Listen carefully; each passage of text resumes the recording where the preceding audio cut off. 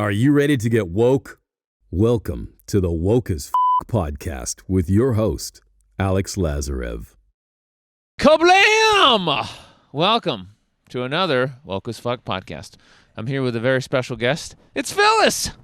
Hey, y'all. How you doing?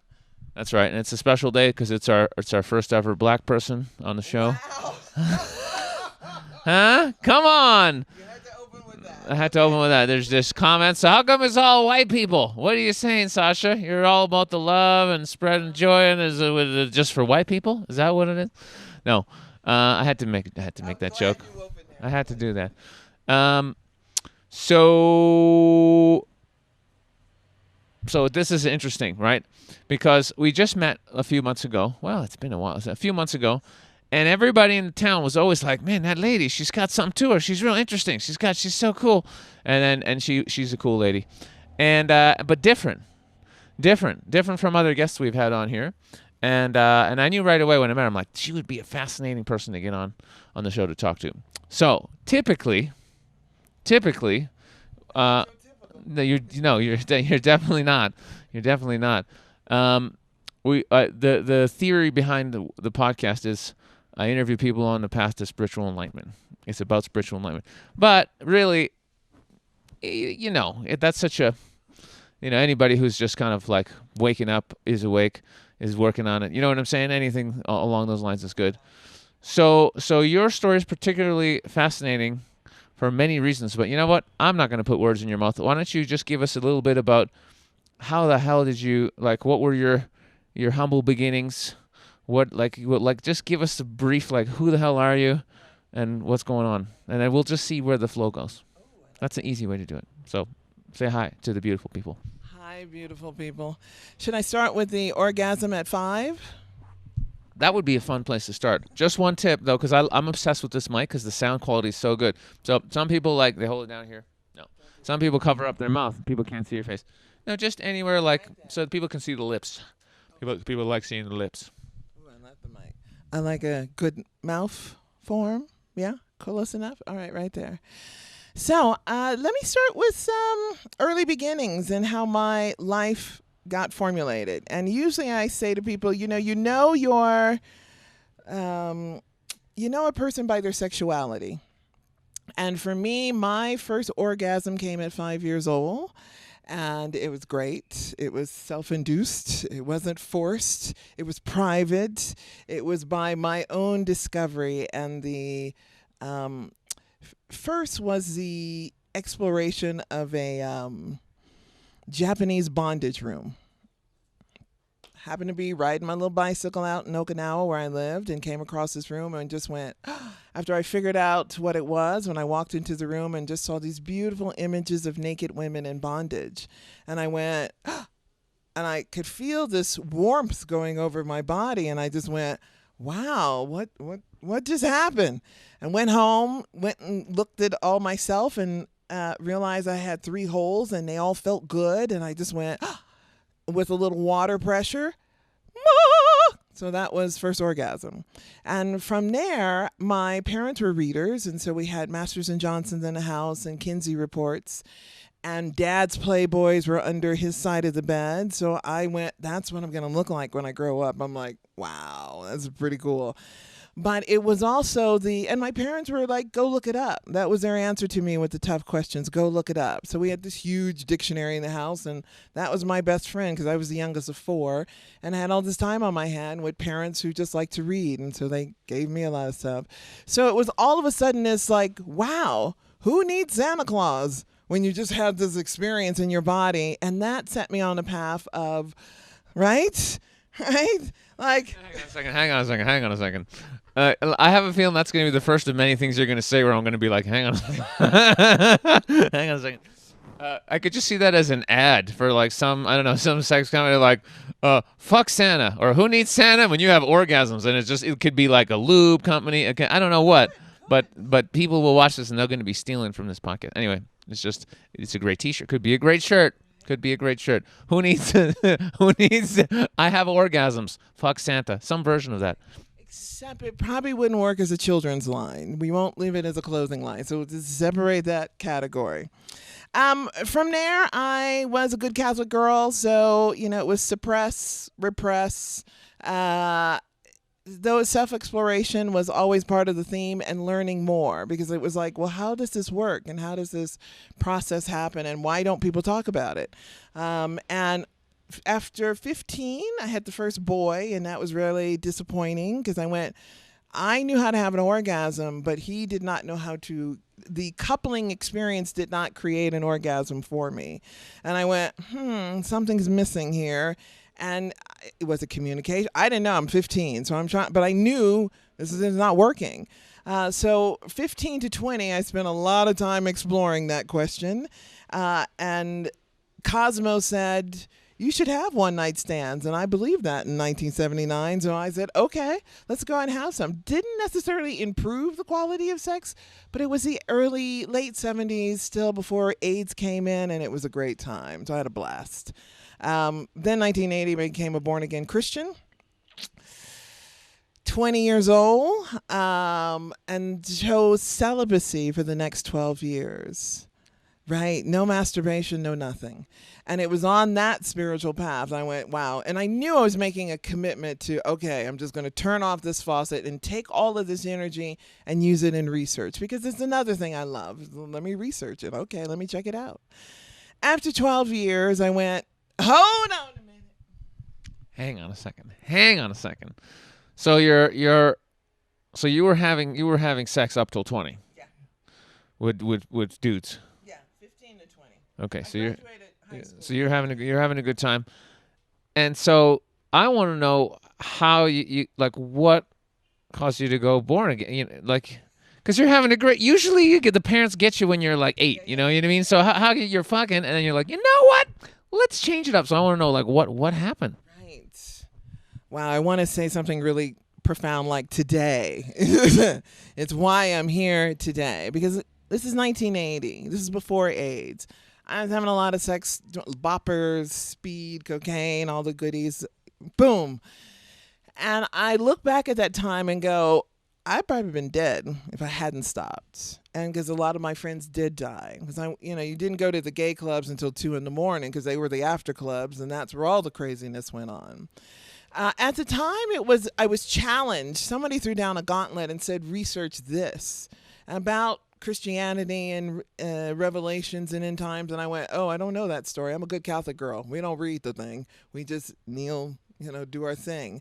So it was a challenge to do the research. And I went, but there was a cost, a price you had to pay to do this research. And I went, well, I better explore it. I'd be foolish not to. And so I did for 12 years. And I went, there's holes in the story. There's a problem with this text. It's an allegory. They can't base this on a lot of facts. So I went, oh, I got it. Okay. It's a control program. I get it. It worked like all of the other programs. And I'm like, I'm good. I can step back now. So that's how that happened. So you didn't meet some, because I've met Christians who are like amazing people. I've met amazing like pastors, and so I thought you were gonna go, I met this one man, he was or woman or somebody amazing, and you're like, you know what, Jesus is the way, and then there's the whole thing. No. Another book. Books, baby, books. I was challenged to decide and figure it out for yourself. Later on, after 12 years as a missionary, and I tried to go back to being a swinging single again at 32, and I was quite disappointed. It was the 90s, and everybody was still having sex, but nobody talked about it. Nobody talked about AIDS, and it was just this, denial. And I went, are you kidding? It's gotten worse? And how could communication get worse? But I saw that, and I practiced my faith and continue as a Quaker. We're silent meetings, but one of the quotes that I love from the wife of George Fox, the founder, said, I know what Moses says, I know what Jesus says, but what do you say? And so it's a challenge is to keep researching. It ain't done with somebody else's book. Write your own. I like that too. And that's not very has nothing to do with all other religion, which is like, this is what it is, and if you don't like it, you're going to hell. So that's a little bit more open-minded. You told me some other things about Quakers where I was actually like, oh, this is actually a really good idea, like the silent meditations and stuff. I thought that was quite fascinating. I mean, I'm like the most. I literally just filmed a video called "Religion is Anti-God." Literally, and because a lot of people ask me, like, what's the difference between religion and spirituality? And I'm like, well, they don't have anything to do with each other. One, like, real spirituality is about discovering the ultimate truth, which is oneness, which is just love. There's only love. God is love. Everything is God. There's nothing but love. That's it. And then religion is the opposite. You're separate. Yeah, I mean, there's lots of levels, but and there's some good aspects of religion, but generally speaking, it's separate you from yourself, follow a bunch of rules, follow dogma. They use guilt, shame, fear, all these things that God would never use. God is about love and acceptance and unity, not shame, guilt, fear, anger, hatred, revenge. Like, none of those things are God. And if you think they are, you're confused. So literally, when people are like, what do you think about religion? I think you should do some research. But anyway. Back to you. So more about Quakerism. Tell us more about the Quakers. Quakers was the first abolitionists, so no slavery, women's rights, everybody's equal, and no war, no death, no. I'm a military kid, and so for 2 years I was stuck on that question. So what Quakers like to do is ask difficult questions and just have you sit and meditate and think about it. And so when the question came up about life, when is it okay to take a life? War, police action, abortion, capital punishment. And it was like, you're asking a military person. I knew how to shoot a gun at 6. So I'm like, ugh. And it took me 2 years to go, you're right. There's never a justifiable means to take a life. There's always another solution. And I agree with you on religion has been used as a way to, it's like a glass ceiling. You can see God, but you can never reach God. And all of them have been very effective of doing that. And I love the Buddhists like to say we're a psychology, not a religion. And I'm like, yeah, same. It's programming. And it's a belief system of how to approach enlightenment, spirituality, whatever. I got to it through my sexuality. And for me, that happened when I went to Burning Man. I know people tell that story, but it was a Kundalini awakening that I didn't know existed. And then when it happened, it was like, the Wile E. Coyote when the anvil gets dropped on his foot and the steam is coming out of his eyes and his ear. That's what the feeling felt like. It was all of this energy shooting through my body. And all I knew was just to ground it back in and try to maintain a state of sanity. And from there on, the spirituality and the sexuality connected. Because after being a missionary for 12 years, I didn't mention this part, I was a dominatrix. And I went back to sexuality in a contained manner that I understood. Because the one thing about BDSM, bondage, discipline, sadomasochism, I still have people don't know what that is yet, is that there's rules of engagement. There's expectations. It's not as easy as, hey, you want to go to bed, let's have a couple of drinks and loosen up. When you're saying to someone, tie me up, that's a level of trust that you've got to have some conversations. And you do that best sober. So, watching porn and trying to spank somebody and think they like it is like, that's going to hurt you more than it hurts them if you don't know what you're doing. And so it's one of those skill sets that I appreciated about sexuality, that we went into it with intelligence going, what do you want? And I meet a lot of people, it's not about the sex. It's about releasing emotions. And that's when it got to be quite interesting. And so for 20 years I did that, but it's a young woman's game. It's spanking makes you sweat, and especially in a corset and heels. So I was like, I'm tired. So right there, like I feel like we're just warming up, but it's just so fascinating to go to the sex. Yeah, there's so many fascinating ones out there, I was just thinking on the way over here today, how many people, I don't want to poop on people or whatever, but I will poop on people. No, but there's just certain people in the town, they just sit around, they drink. That's what they do. They sit around and they drink. And I just, I was just on the way to the river, and I've got a huge day. Like, I'm doing this interview. We've got a Russian party. And then I'm like doing online work. I just joined a online class academy where I'm going to be learning. I mean, it's just a crazy day of doing stuff. And I'm just walking to the river because I'm like, I got to jump into the river today because it's such a beautiful day. And I just see, just 7 or 8 guys just sitting there, just drinking, just getting older, and they're fat and they're drinking, and that's it. And there's nothing going to change. No one's going to. I don't think anyone at this point, they're they're going to turn it around. They're just going to get older and fatter till one day they don't wake up, and that's it. And they're going to exit the world, just like doing not like there's nothing wrong. Like there's no death anyway. But you want to go out like you want to go out like loving and on purpose and living, just having a great time. You want to be sure. When it's just that's the way you want to go. Just like, fuck, that was awesome. Not like, oh, I thought I was just going to get hammered today.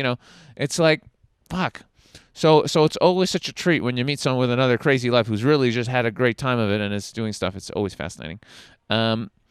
So let's rewind a little. What was it like with your parents? Because did you keep the whole thing secret with your orgasm and your sex? I mean, like what was it like up to I was pretty in the closet as a teenager. My father died at 15, and I was living in Iran at the time. We were he had a job working for Bell Helicopter. Both my parents got cancer at the same time, so they left, going back to the U.S., and then I had to pack up the house and follow them. So at 15, I was on my own, pretty much, and I knew it then. But both of your parents are... And my mother did not pass away. She lived several years later. But it was I had to make new decisions. It's like the brain says, oh, what are you going to do now? It's not, you have to listen to somebody else or not offend somebody else. You have to make decisions for yourself. And that was difficult. And I had a car. I was finishing high school at 16. I had one more semester left. And I was like, freedom, baby. It's 1976. I was ready to go. So there really wasn't and at the same time, I was getting recruited to work for the CIA. So I was like, the world all of a sudden showed up in my door, and I had to make decisions about who I am and what I wanted. So I did what I knew best. So they said, well, do what you like. So I went to a fashion merchandising associate degree college in Arlington, Texas, and partied, and fooled around with Dallas Cowboys and had a good time. So that was this mindset of a 16, 17-year-old. From there, it was explore, figure it out, make the mistakes, do that over and over again. And my parents weren't there. They were gone. I was done. So I had a difficult relationship with my mom. Every 6 months I would call her birthday and Christmas because it was required. So I did. And I was good with her for about 4 to 8 hours before we were ready to kill each other. And so I learned how to keep space. But I was on my own at 15 and was like, all right, figure it out. It's very similar to me. I ran away at 15 as well. Was homeless for a bit, and then youth hostels, and then, went and did comedy and same thing. Did what I loved, which was telling jokes. So it's very similar. That's fascinating. And and here's the part that, let's get into the juicy stuff. I mean, I guess there's lots of juicy stuff with you, but like, with the Christianity, it's so interesting because now, did you go Quaker right away, or it was just a general and then later? That was later. Okay. So what did you immediately like feel better? Like what was it that kept you in for so long? And then the obvious question also would be like, at what point did you realize this is a control system? And how much longer did you stay in after that? You know what I'm saying? Like what was the benefit versus like, I got hooked by a book that challenged me to do the research because I didn't know the answers and I couldn't answer. I've had a Jehovah's Witness, do you know the meaning of life? And, 42 is always the short answer to give them, and if they know that movie or not. But I didn't know any of those answers. And I went, I probably should research. And I liked research. So I was hooked on when is the end time coming? And I went, I don't know. So I was, okay, let me find out. And that hook was a very big book of stories that I'd never read before. And I at least read that book at least 14 times, but cover to cover. And I just went there. They didn't make sense. After a while you read them and go, that just doesn't make sense after a while. And I remember going home after about 8 years in. It was closer to the end, about 11 years in. And I went home to my home church, and the pastor was saying, if everybody just saves 3 people and brings them to Jesus, we can all retire and go home. And I said, well, I've done my 3. I can retire now. So I'm out. I'm out of here. And I was still having problems with the story. And did I feel any better? Yes. There were times of prophecy that came through, and I went, oh, how did you know about that? Those kind of breakthroughs, other than text and people's behavior.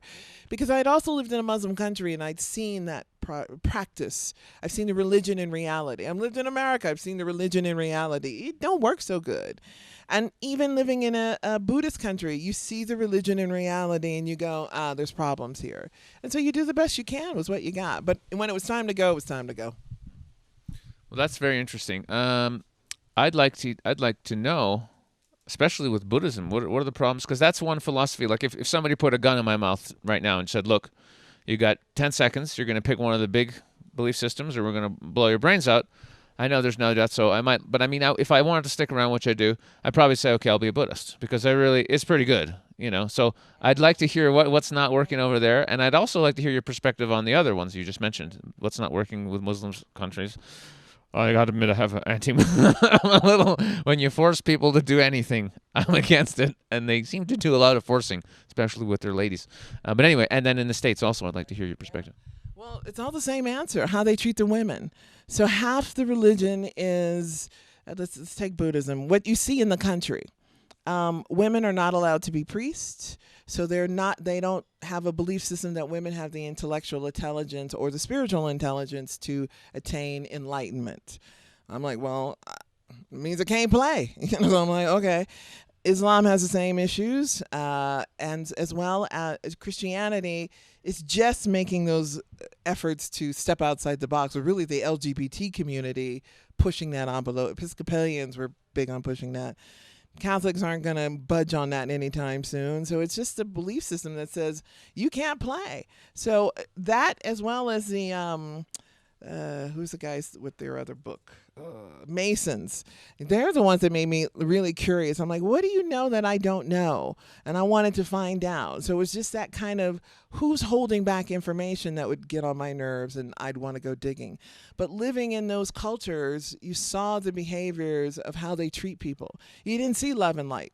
You saw jealousy, you saw greed, you saw all the other behaviors. I've never seen it any different under any other religious system. Yeah, it's so, oh God, it seems so obvious. It's like anything where, like I'm a voluntarist. I didn't know what the word meant until a couple years ago. And it's so simple. It's just like you don't do anything to anyone without their consent and permission. So if somebody's like, yeah, I really want you to fuck me in the ass, or great. But if someone's like, I don't want that, you would never do it. It's really simple. And if we all just went by those principles, like don't do anything to anyone they don't want. Hey, can I shoot you in the face? No, I'd rather not be killed, actually. All right, then I won't. Be a different plan. I mean, we wouldn't have almost no problems, actually. There would be almost no problems. It would literally just be an effort of like people not being greedy and food distribution and just helping. But you know what I mean? But most of the problems are just people forcing other people to do things against their will. That's really what causes unhappiness. If everyone's left alone, they're like, yeah, just do whatever you want. There's not going to be that many problems. Well, what do you want to do today? Do whatever you want. As long as you don't hurt anyone else, have a great day. Yeah, it's going to transform things. So religion is the opposite of that. It's here's what you're going to think. Here's what you're going to wear. Based on your sex, you can and can't do these things. It's like, what are you talking about? God does not discriminate against anyone or anything. Everything is beautiful, and everything just is. So yeah, so all religion is a big scam and anti-God. Religion is anti-God. I mean, I want to get a shirt that just says religion is anti-God. God is anti-religion, but God isn't anti-religion. God loves everything, but God would prefer it if there wasn't religion. I'm pretty sure about that one. Okay, I'm passing it back. So now that we've passed that trigger that holds us back from growing, now we're on the ascension path. Now we go, all right, well, often the question is, what else is unreal? And I'm more focused on, but what's real?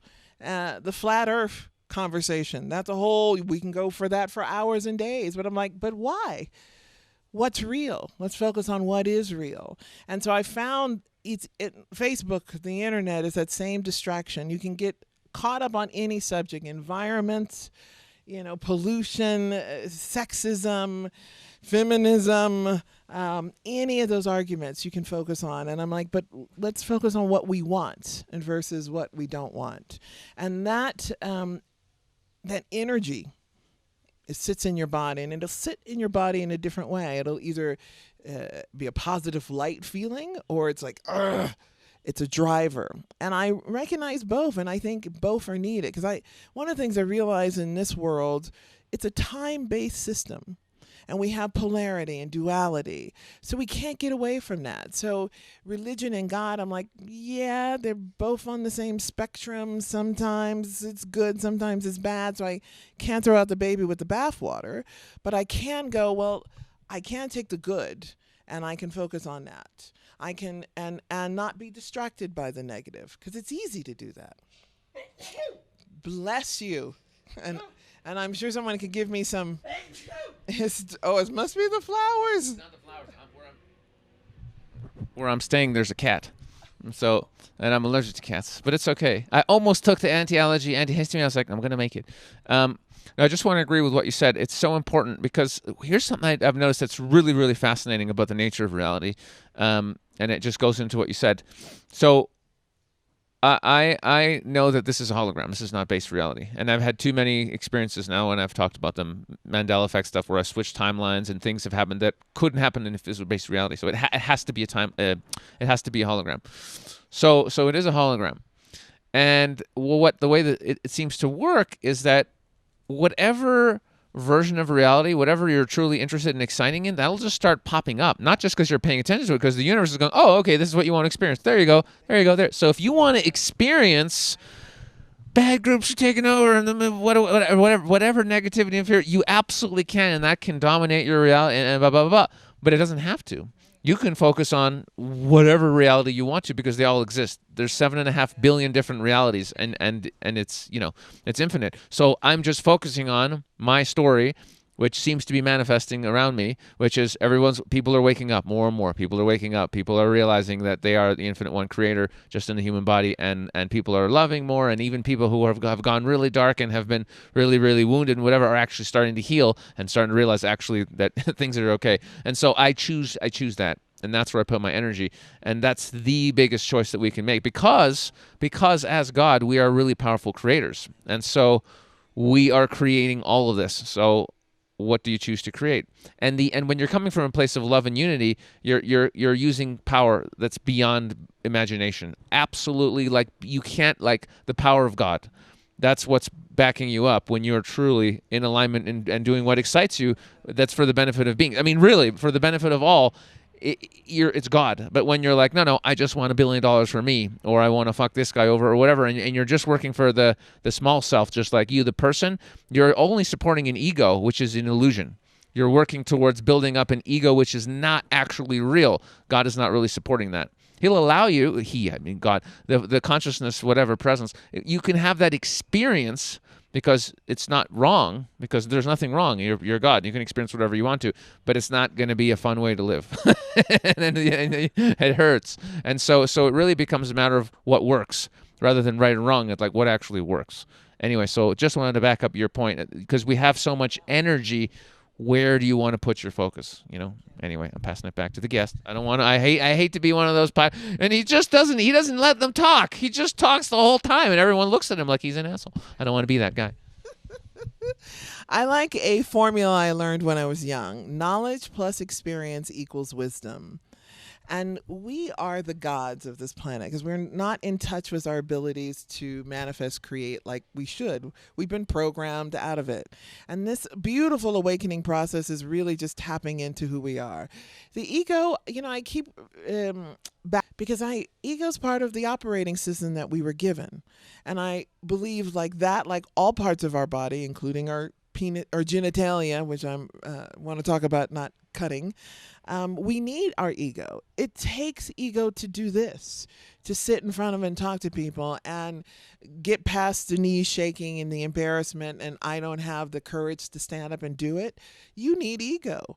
And poo-pooing ego, which I was really frustrated with when the meditation movement really came out and said, the ego's bad. I'm like, but no, it's not. You need it. You need to control that mother and drive it like a car, like the rest of your body. Train it, develop it, and use it.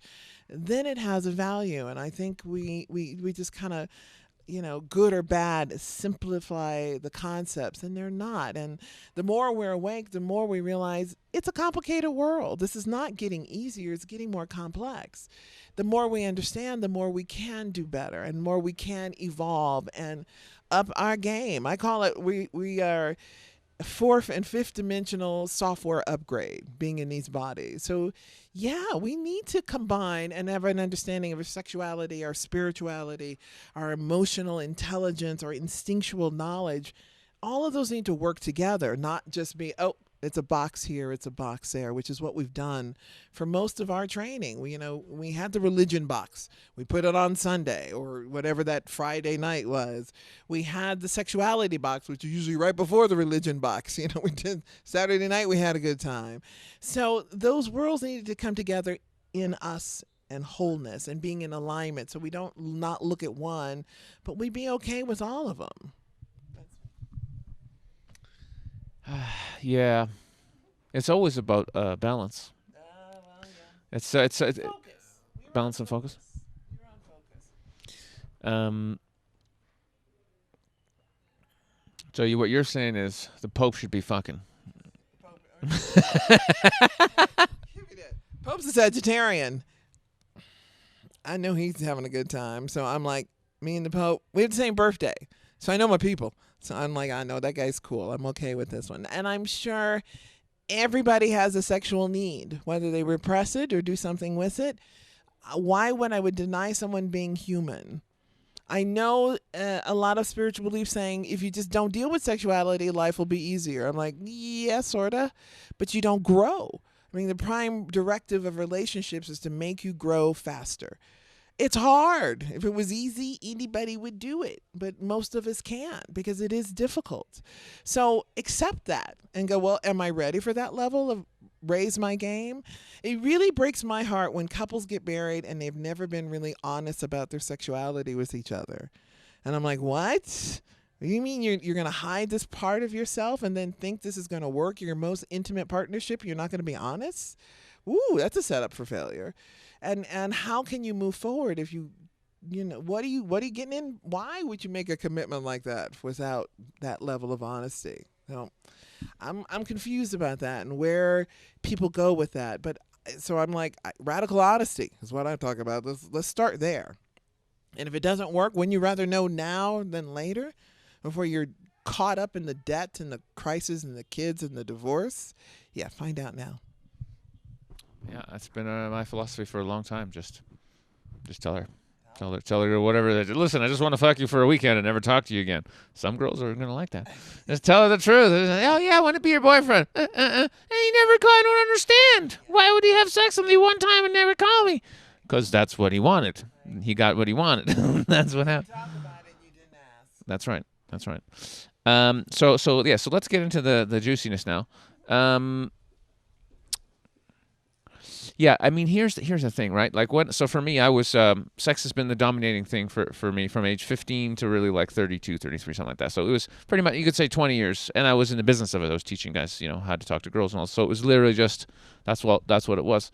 And it's a real shame, and I've seen it many times, when men just don't get their shit together enough to experience sex and to really get whatever they want to experience out, because it's just one of those things that you just have to get it out of your system. It's just like you have to, it's fun and whatever it is, it just has to happen. But there's guys out there and girls, I'm sure, but I think it's more of a man problem that they just, they don't have the confidence, they don't have the knowledge, whatever, for whatever reason, they don't have the game, but they just don't have women in their lives. Maybe they'll get drunk once and they'll get lucky here and there, or whatever. But to actually have an amazing relationship, amazing sex, and really go through all that learning and that fun, that's really a huge part of the journey, I think, for any human being, man or woman. And to not have that is really, really crappy. It really, really is crappy. And it's not like, it doesn't mean like you have to necessarily be in a relationship or have a relationship all the time or whatever, but it's just, it's just part of being a human. It's like if we didn't want to have relationships with other people and while in a flesh suit, we wouldn't come down here. It just wouldn't make any sense.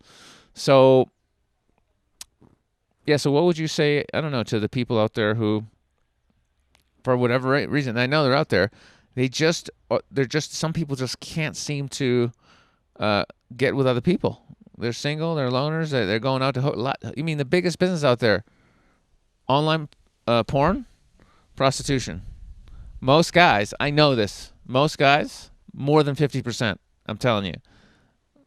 Porn, masturbation, prostitution, massage parlors. They're not in relationships. They're not. They're paying for it. That's sad. If you ask me, that's sad. Yeah, it is. And I've been recently catching up on the MGTOW issue that's going on. And it broke my heart. It really did. And I understand completely and agreed with every damn video I saw about it. And it was just went, ugh. And I go back to another piece of pain. And I want to talk about this because it's not your experience. And I'm very happy to share that story about the post-traumatic stress that happens to infant boys in American culture. And it's really termed CD, post-traumatic circumcision disorder. And it's the stress that comes, or the trauma actually that comes, and it's a trauma that you can see on the brain in an MRI. And it's a damage to the brain and it's a damage to the heart because there are neural clusters in these areas. It breaks down your ability to communicate from a loving space. So if you start with a handicap and you don't know it, that's a hard part to get over. And if you're not socialized, which our cultures have not socialized us to communicate, our childhood experiences are schools, being picked on, trying to find our clique, trying to find acceptance in those groups, looking at the other sex from a safe place, not understanding it. I had sock hops as a kid. 5th grade, the girls stood on one wall, the boys stood on the other wall, trying to bridge that gap. And at least we had adults that pushed us toward that goal. But that's got lost with the internet. And really with the 80s with MTV, we went, and I remember something very specific that Reagan did. And they stopped recognizing local heroes. And so the only thing people saw as kids were TV actors, sports people. And reality TV and MTV came in, and that was the focus. So that was the only reality of what was life, how was making it look like. If you weren't big, you weren't nothing. And so everybody was trying to get their TV, their fame, even their YouTube, Instagram fame. And so we have not connected, but we have understood this forced upon us narcissism. We are not a narcissistic species. We are a tribal species that need each other. And loneliness is a reality and a cruel abuse of power. And we've all been subjected to it. So it's not about blaming. It's about, okay, but what do we do about it now? All right, so our porn addictions are real. What do we do with it? We recognize it, first of all, and we go, okay, what do I do about that? I recommend protect your penis, because your penis, if it's uncircumcised, is exposed often and it's irritated. So even by the silicone sleeves or any of those, there's men's underwear now that's designed so you won't be irritated. I can see a man walking down the street and I can see if he's irritated because he's always adjusting himself. It's an uncomfortableness. And so when you're going, okay, and bless guys' hearts who get erections forced upon them by women walking down the street, and that unwanted, and particularly if it's in a work environment, it's not always appropriate to have an erection pop up. And those were the calls I was getting from guys. Can I file a hostile work environment claim? And I'm like, you should, but let's think about it. Yes, you're not responsible for the erection she's caused, but because she caused it. You're reacting to it, but you're responsible now by the world standards you have to control yourself. And I'm like, there's no ownership of our behaviors that way. And that has really isolated us because we're not taking responsibility of how we are dealing with our fellow person, because we're not talking to them. We're online looking at them. We're not understanding, are you really offended by, I'm sorry, did I hurt your feelings? Did that happen? Can we really be honest and talk about that? We've missed that piece. And that's been lost in this current state. Good news though, if we lose the internet, we'll learn how to talk to each other again. Yeah, I mean, it would suck for me because it would put me out of business. But I think it would. Absolutely. Because I love coaching. I love working people in the flesh too. But I like making content for the internet. It's a huge thing. You mentioned the narcissism. Like when you said that, it kind of broke my heart now because I didn't realize that. I do remember those local hero. I remember that, and so to cancel that officially, that's fucking stupid, because it's true. We're like, you want to be, everyone wants to be the football star or whatever. And it's just like, no, just being you, and being the fire, being anything, being whatever, being the great baker who puts love in the food and is there in the community, is a great person. Like, it's just about being authentic. But yeah, we're not being obviously shown any of that stuff. Me though, because I know that all beings are God. When I'm massively narcissistic, that's me loving you also. So I just want to I'll point that out. That's actually from one of my new jokes for my comedy act. Thanks very much. AlexTheComic.com. More gigs coming up soon. But you brought something up huge. Check this out. So it's the lack of nonviolent communication, right? Everybody's angry and attacking everyone else, but no one actually goes, oh, this really did hurt. Like the example with the. I mean, I don't just go around getting erections all the time. I mean, I'm 40 now. I've calmed down a little bit. When I was 16, I remember masturbating on a bus once. I was so horny, I literally couldn't make it home. I'm like, this is happening now. You know what I mean? I'm one of those guys. Now there's girls calling me like, you want to come over? I'm like, I could just watch Game of Thrones at home. I mean, I have to go over there. I got to take a bus to get to your house. I don't care about the sex that much. Just can you come here maybe? I don't know. If you're making food, come over here. That's fine. I'll put it in you for a bit and act like I care. But it's like you see these comedians making these jokes like as you get older. It's true, and that's what makes it a really sad that if you're in your 20s and 30s and you don't really have some amazing relationships, well, you're not going to be having crazy sex when you're 85. I'm sorry. I mean, you could, but it's not the same. So here's an interesting question. So erections that pop up. Okay, you can't stop that. But how do you feel as a lady? Because they're demonizing men just being sexual in any way. You cannot, like, definitely in the U.S. you can't touch a girl. You can't even. I couldn't touch your knee right now and be like, hey, how's it going? And you could be like, oh, nothing. And so I recently had my Vimeo account shut down, and I said, why? And I've been using them for years. I'm a paid customer. I pay them hundreds of dollars a year. And they're just like, oh, because of these videos. And I look at the videos, and it's literally me walking up to girls and saying, hey, you're gorgeous. I want to come say hi. I talk to the girls. I don't swear at them. I don't call them evil bitches. Nothing. It's just me talking to chicks and being like, yeah, let me get your number, and we'll go for a juice sometime. That's it. That's the videos. There's like, everyone knows me. There's no threatening women. There's no hatred of women. In fact, you got to be a big fan of women to run around and hitting on girls all day long. Like, who likes women more than that guy? So I've been shut down. We're moving all the files. So there's this war now that anything sexual at all is bad. So how the hell, and I think it's all on purpose to, again, just create separation. Because when you're really in love with someone, you have a deep sexual connection and you're in love, there's a lot of power there. And actually you can use that power to create beautiful art or inspire people or wake people up or whatever. But there's a lot of energy comes from that. And actually, if you follow, tantric sex is actually finding God through orgasm. Like, you can literally, you become one with not only with your partner, but with the infinite one. It's insane. So what's your take on this? It's obviously my take is it's all being set up on purpose. What's the counter?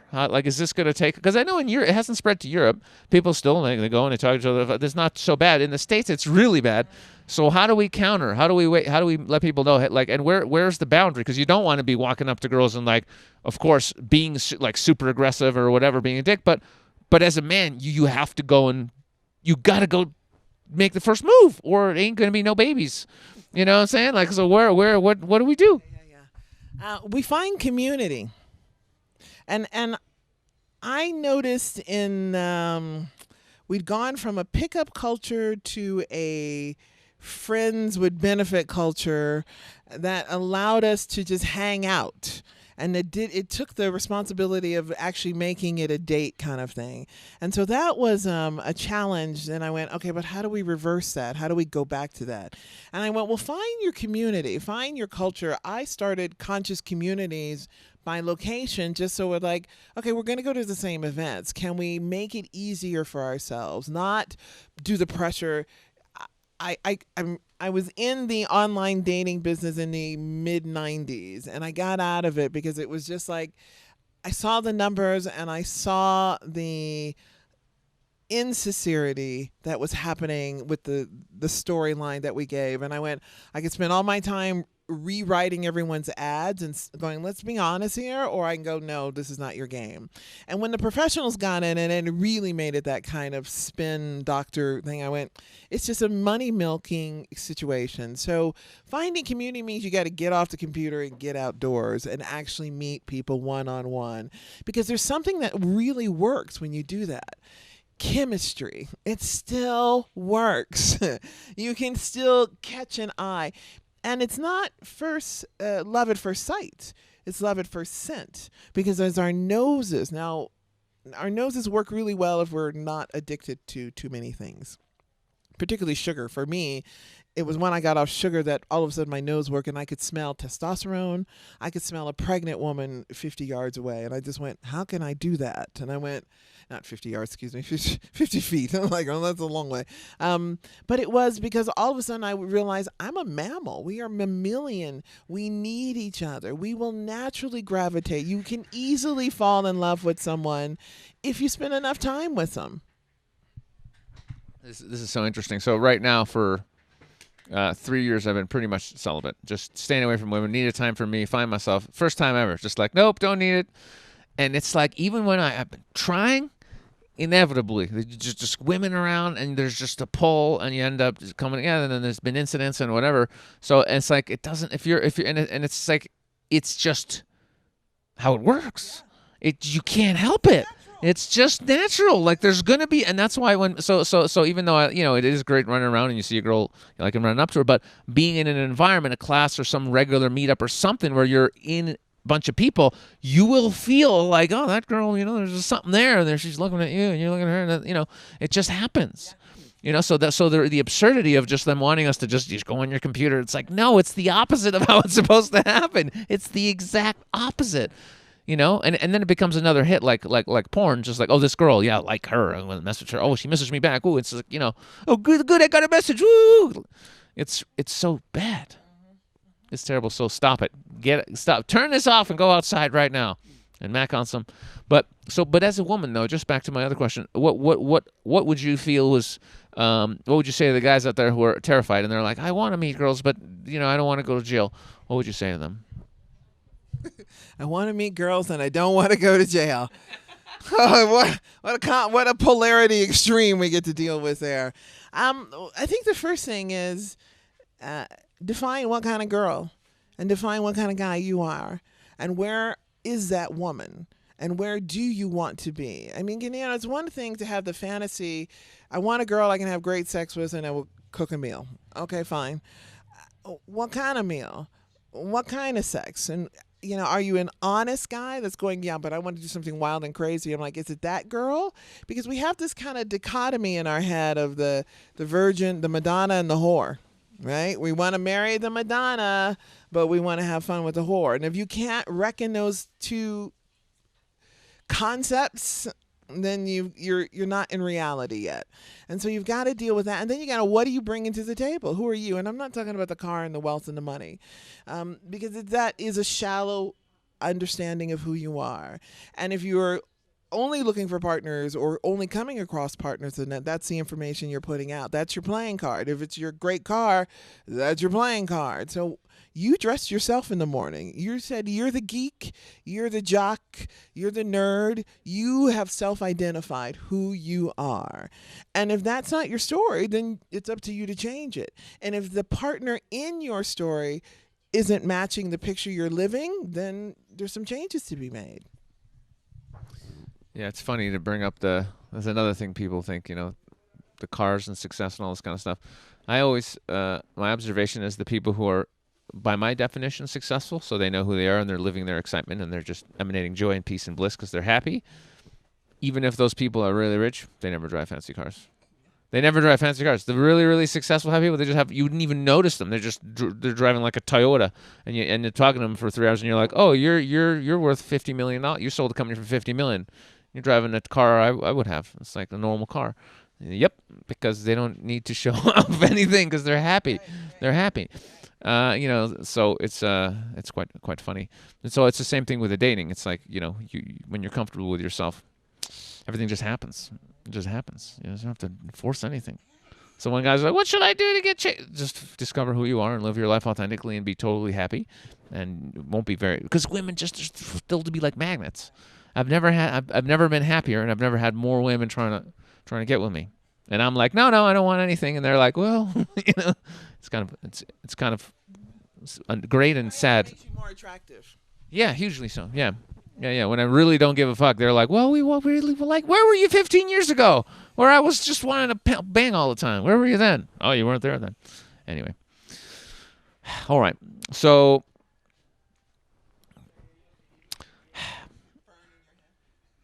I think this has been the most relationship-y one we've had. This has been good because it's always about enlightenment and all this, but this is good. We're mixing like the spirituality with the dating and the sex. That's great. There's going to be a Russian party here soon, so it's going to be exciting. It's exciting. We're in my restaurant and there's going to be a party. So let's kind of put it all together. What would be your final message to the people of the world out there, especially when it comes to finding peace, love, joy, and sexual happiness? Finding peace, love, joy, and sexual happiness. Well, peace starts with just saying, okay, I'm all right. I'll just accept me as I am. And that's a meditation and a practice. Love is looking in the mirror. My favorite meditation, and look in the mirror until you like what you see. That usually takes a while. We notice our bad hair days more than our good hair days. So if we can do that kind of meditation where we work to like ourselves, that will go in what you project out to the world. Peace, love, and sex. That was it. Sex. Sex is going to be a good one. We're going to have to relearn sex. That's going to be a hard one. And if I may, I want to talk about the book I'm finishing called Owning Masculinity. And it's a look at the sexual abuse under patriarchy. Looking at circumcision, really, sexual abuse of boys is 200 times higher than of girls outside of the family. And so I wanted to look at that as a former retired dominatrix from my perspective of, excuse me, the guys I've met that have come to me to talk to me about their sexual issues and what I've learned from that experience, and then how do we heal from that process. And the best good news is that you can. It is about not pointing the finger and forgiving. And it starts first with you, because that feeling of, I didn't know, I didn't have a right that was taken away from me, that's a common feeling. That's all of us in this game of life. We all got subjected to something. But here's the reason why I said you can't blame anybody. Because you were conscious before you were born. And you're conscious after you die. And you chose the parents and the life you wanted to be born into. So that's part of the package of this life. And I've realized that looking at the charts that I do. And I like looking at there's over 40 different astrological systems on the planet. And I studied 4 of them and said, okay, what can I learn from this? I mean, if I've made this plan for myself, then I want to look at my maps and use them and make more sense out of this so I can direct my life in the direction I want to go versus being subjected to the circumstances I was born under. So I'm like, you can have what you want in this world, but you've got to learn how to unlearn the programming we've been subjected to. You said it. It's all about that. It's all about it. The whole journey is just about healing trauma, and then waking up out of all the the illusion of the matrix, which is multi-layered, but it's just waking up. That's why I call it the Woke as Fuck podcast. That's what it is. That's what it is. It's trying to get woke.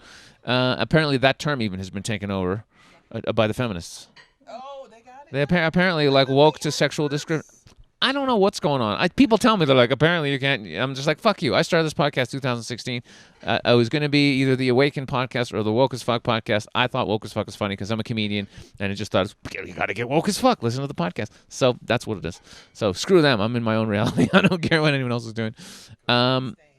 So normally, we'll call this a part 1, and we'll do it again because we could go way deeper. So let the people know if they want to follow you or social media or Instagram, all that stuff. If the people love you, if you want to love me, come here. Yes. PhyllisRawley.com is the easiest. The YouTube is the same as the Instagram, as the Facebook. So keep them all the same. I can remember my name, and that's about all I can do most days. So we'll keep it that way. And so find me there. I'm here. I'm here in Vilcabamba, baby. It's the place to be if you want to be in the enlightened, protected mountains of this beautiful yin vortex. So I'll make it home. We'll be waiting for you when you get back. We'll do something special together at some point in this little town. And I'll put all the links on the YouTube where to find this lovely lady.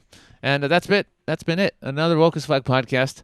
We love you. Love yourselves. Give people hugs. Today, go out and give 5 random people a hug just because. Isn't that a nice thing to do? Just good. And there'll be someone that will be shocked, too. They'll be looking at you like, what the hell? And you're like, I'm trying to spread the love. I don't have STDs, I promise. And then you just go for the hug. All right. So we love you, and we'll see you in the next one. Ciao. Say bye, Phyllis. Bye, Phyllis. That was a joke I wanted you to do, so great.